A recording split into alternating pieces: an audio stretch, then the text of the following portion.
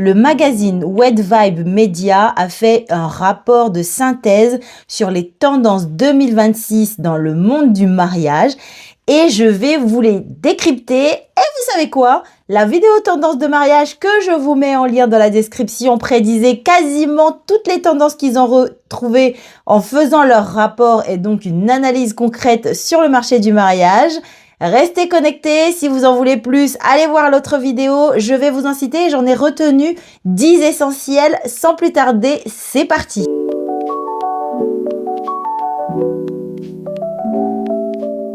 Hello papillon, j'espère que tu vas bien, j'espère que la Saint-Valentin s'est super bien passée. J'espère, et j'ai vu quelques proposals qui ont été like, voilà quoi, dignes d'un film de romance hollywoodien. J'espère en tout cas que ça s'est super bien passé pour toi et que tu as dit un grand oui si c'était à toi qu'on posait la question. Si c'est le cas, n'oublie pas de prendre ton rendez-vous là maintenant pour préparer la suite du moment mémorable, c'est-à-dire la préparation de ton mariage, le planning, et pour célébrer donc la fête dans quelques temps, quelques mois, quelques années, comme tu veux, comme tu le sens. Mais en tout cas, ne tarde pas à prendre ton rendez-vous. C'est parti, on rentre tout de suite dans les tendances que l'on va voir et qu'on va aimer en 2026. Je vous en avais déjà fait une fin 2025. Là, ça se reconfirme. On commence tout de suite par la tendance numéro 1.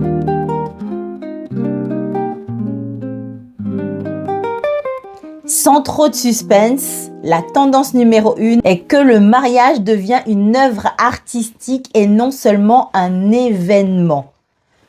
Là, en fait, ce que tu vas faire, c'est que tu vas mettre pause à cette vidéo et que tu vas repartir dans le lien en description là pour découvrir toutes les vidéos que j'ai déjà faites sur le sujet parce qu'on n'est plus là pour un mariage juste copier-coller Pinterest.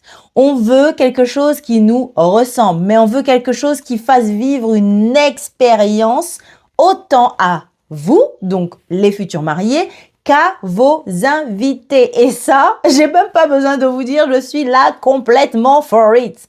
I am in for it, ok? On a des couples qui transforment leur mariage en une expérience artistique immersive. Là, on ne parle plus seulement de joli mariage, on parle d'une mise en scène émotionnelle. Les conséquences concrètes pour cette tendance sont les suivantes. Il faut un budget hyper maîtrisé. On ne dépense plus juste pour dépenser, on maîtrise son budget et on met de l'intention dans l'endroit où on place son argent. Ça devient plus stratégique que jamais. Donc, on n'est pas là pour des dépenses juste traditionnelles, salle, déco, non. On a un fil conducteur, une direction artistique. Chaque dépense est pensée pour l'événement global et que ce soit totalement scénographié. Il faut que votre mariage mène en voyage. Une immersion, c'est-à-dire que vous emportez vos invités et vous dans une histoire. Le storytelling marque vraiment toute sa place. Donc, forcément, on a une explosion de mariages de destination parce que quand on veut raconter son histoire, ça se trouve, on veut l'exporter là où on s'est rencontrés, là où on s'est toujours dit qu'on voulait y aller. On vit son mariage dans sa globalité. Ça entraîne aussi, comme je vous l'ai dit auparavant, que chaque détail doit avoir un sens. Les choses ne sont pas juste posées pour être posées, ne sont pas juste faites pour être faites. Chaque chose a sa place et raconte une histoire.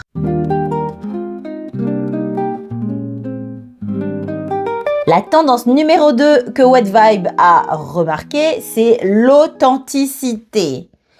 Ai-je besoin de te dire que je te l'ai déjà dit? Je vous ai dit, allez voir la vidéo tendance mariage 2026 que je vous ai fait en fin d'année 2025. Elle redit les mêmes choses. Et on est content. Donc, l'authenticité, l'histoire, votre mariage, votre histoire à vous. Est-ce que j'ai besoin de plus épiloguer? On est là pour ça et on adore. On ne veut plus le mariage de Christelle et Joseph qui ressemble au mariage de Jonathan et Émilie. No. Jonathan et Émilie sont des personnes singulières à part entière. Christelle et Joseph, la même chose. Donc, chacun a une histoire propre, chacun a un vécu propre et donc le mariage doit correspondre à chacun. J'ai beaucoup dit chacun. On a des mariés, on a des futurs mariés, donc vous qui voulez que votre mariage vous ressemble, on sort des carcans familiaux, on exprime son identité. Que ce soit culturel, spirituel, personnel, du vécu, en tout cas, quelque chose propre à vous deux. Ce que l'on va voir encore et encore, la manifestation concrète de cette tendance, c'est qu'on a des mariages avec des thèmes forts, dans le narratif, dans la culture, dans les traditions, ou même par les goûts, et ça se retranscrit au niveau artistique. Comme on a dit, la corrélation de tous les éléments d'un mariage vont retranscrire vraiment l'identité du mariage à travers le couple. Et là, le mariage devient une manifestation personnelle et non plus un rituel social. Et ça, je dis, j'adore. La troisième tendance que Wet Vibe Media a relevée pour la Gen Z et donc en tendance mariage 2026, c'est que la vibe devient plus importante que le mood board. How do I say, I like it, I like it, I like it. Je suis complètement surexcitée parce que je pense à mes projets de mariage et je me dis oui, oui et oui.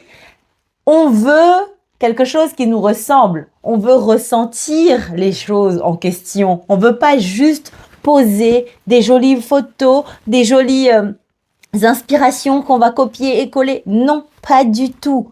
On veut ressentir le mariage, on veut le vivre pleinement. On veut des souvenirs qui restent et qui restent et qui restent. La Gen Z qui arrive massivement sur le marché du mariage 2026 ne planifie plus avec des mood boards Pinterest. Non, ça ne suffit plus. Ils recherchent de l'énergie, de l'émotion, de l'ambiance et la narration. On est complètement dans la réappropriation de cette célébration. Je vous ai dit, le maître mot de la tendance 2026 sera le storytelling of your story. C'est ça le plus important. Et ce que ça implique, c'est que les prestataires que nous sommes, donc les personnes actrices pour l'accomplissement de votre mariage, devront encore plus assimiler vos intentions, vos besoins pour matérialiser quelque chose qui vous est propre et que vous puissiez vraiment enjoy l'événement à part entière. Et on n'est plus là que pour exécuter des visuels. Ça, j'adore. Avec tout ça, la quatrième tendance est le mariage performatif. Qu'est-ce que ça veut dire?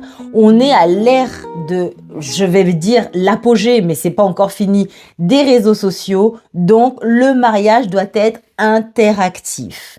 Je m'explique. Nous sommes dans une vibe où 44% de la Gen Z, according to Wet Vibe Media, a envie d'être créatrice de contenu. Donc, cette narration pensée au départ, le storytelling qui a été créé pour raconter le mariage, doit se vivre le jour J en format vertical. Tu l'as compris, les content creators sont plus que jamais des prestataires à compter parmi l'équipe à booker pour son mariage. Toute cette créativité mise en scène, scénographiée, le storytelling et tout ça doit être pensé pour être filmé, partagé et diffusé. En plus du fait qu'on veut quelque chose qui dure et qui soit mémorable, on veut le vivre pleinement et donc dans l'instant.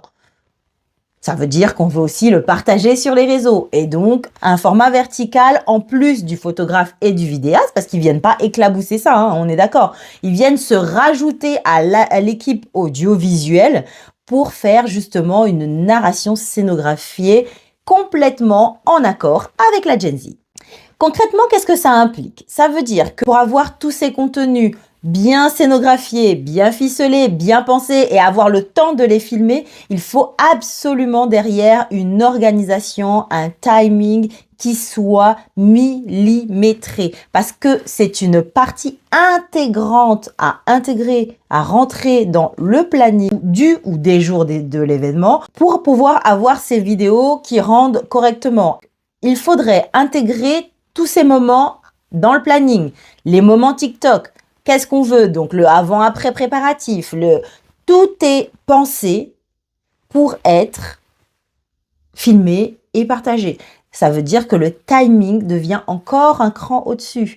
Et si on veut que tout soit fait correctement et qu'en plus on ne soit pas en retard, you got to keep your ass back and hire a wedding planner, ok?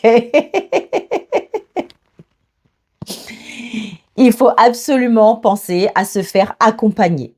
Avec cette tendance, le mariage devient un événement médiatique personnel. La 5e tendance qui a été reportée par White Vibe Media, c'est que la vitesse devient un critère de luxe. Si je reprends une citation clé du rapport, si vous ne répondez pas assez vite, quelqu'un d'autre prendra votre place. Et cette tendance est plus pour nous, les prestataires de mariage.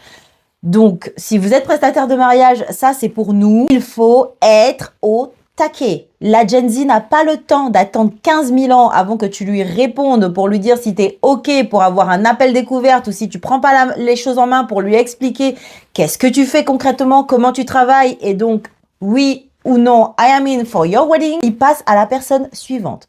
CQFD. On doit être là pour apporter des réponses rapides, des descriptions fluides de nos prestations, les amener à simplifier leur prise de décision et de la personnalisation immédiate. Tu l'as bien compris, ils veulent un narratif, ils veulent un storytelling pour leur mariage. Tu dois leur raconter l'histoire, c'est-à-dire avoir assimilé leurs besoins et leur retransmettre ça correctement, ASAP. On n'est pas là pour tergiverser. Le luxe moderne, c'est rapidité, clarté, décision. La 6e tendance, et ça aussi je vous en ai parlé dans mon autre vidéo tendance 2026, je vous rappelle, elle est disponible sur ma chaîne, le lien en barre d'infos, c'est que la gastronomie devient un spectacle à part entière. On a dit chaque prestataire doit s'infuser des besoins et des attentes donc des futurs mariés pour pouvoir écrire à son niveau le narratif de leur histoire. Et ça passe aussi par la gastronomie. Le live cooking qui est plus que jamais présent, des stations spécifiques en plus de celles qu'on avait déjà, par exemple les stations de nourriture post vin d'honneur. Donc on parle des last night snacks, on voit apparaître des bars à tapas, des bars... on voit apparaître des bars à glace, on voit apparaître des bars à barbe à papa, en fonction vraiment de l'histoire de chacun. On voit apparaître des stations de burgers à minuit. La nourriture contribue à raconter l'histoire. Et donc, pour le traiteur, il devient également un metteur en scène qui fait partie de l'histoire du mariage.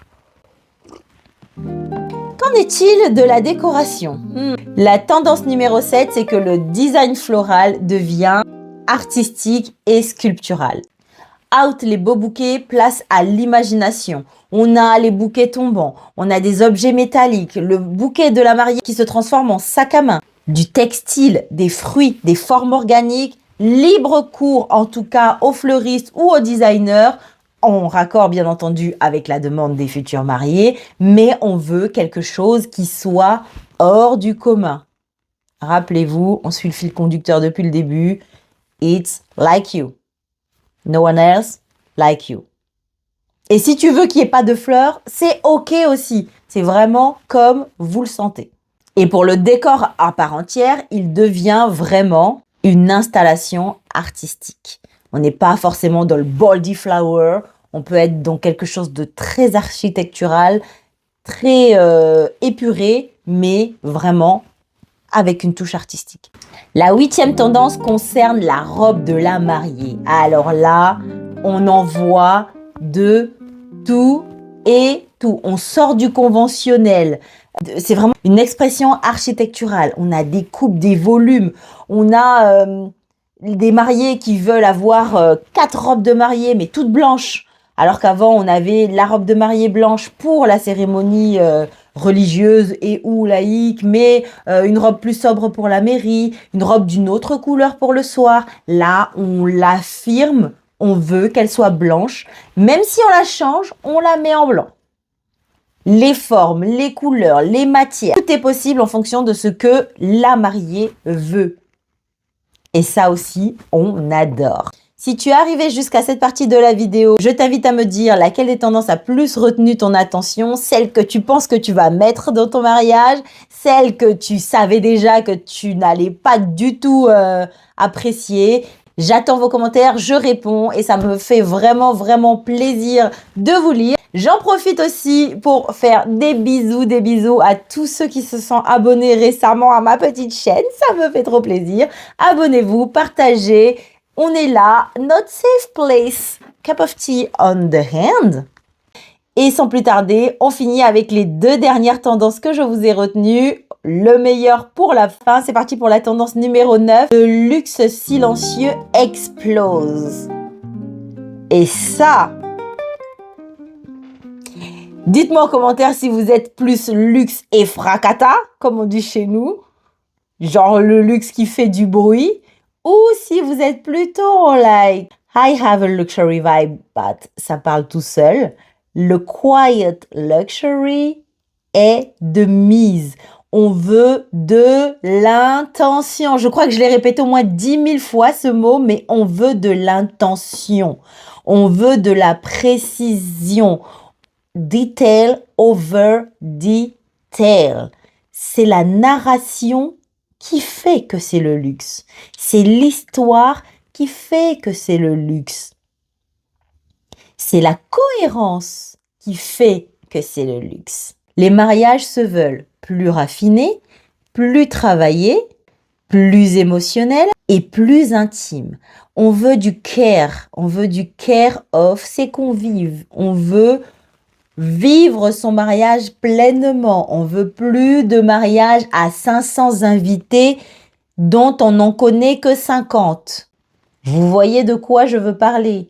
Donc, si vous avez 500 invités, étalez votre mariage sur une semaine et mettez le budget qu'il faut avec. J'ai envie de dire. Non, trêve de plaisanterie. On veut vraiment quelque chose d'intentionnel. Et si on veut quelque chose de raffiné avec de la précision et vraiment en quiet luxury, on va réduire le nombre d'invités parce que chaque personne invitée à ce mariage doit se sentir considérée, faire partie de cette immersion, faire partie de votre mariage. Et 500 personnes, même avec tout le plus gros budget de la Terre, ne sera jamais autant intentionnel qu'un mariage à 100 ou 70 invités.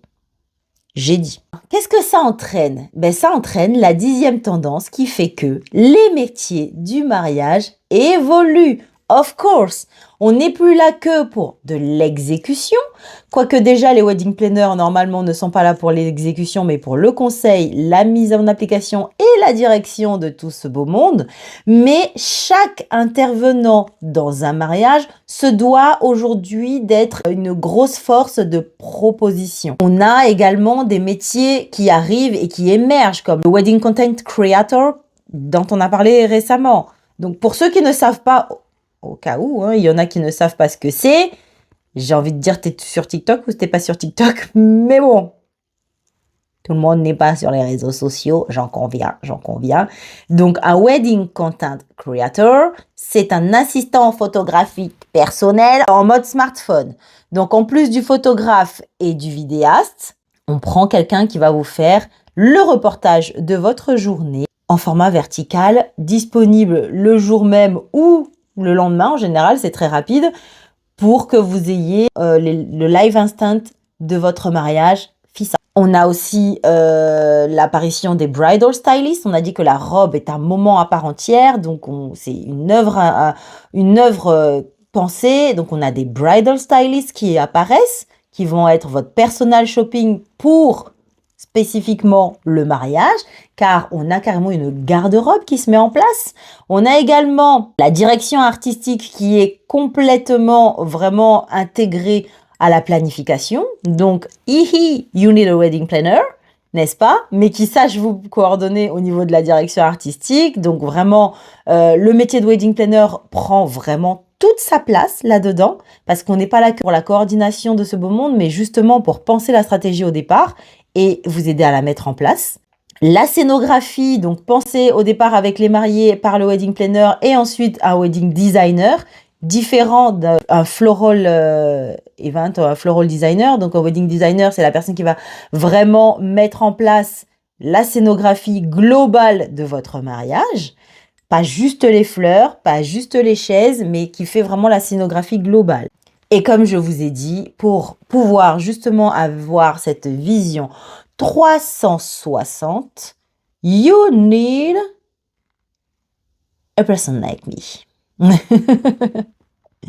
On a le wedding planner qui devient vraiment l'architecte de cette expérience.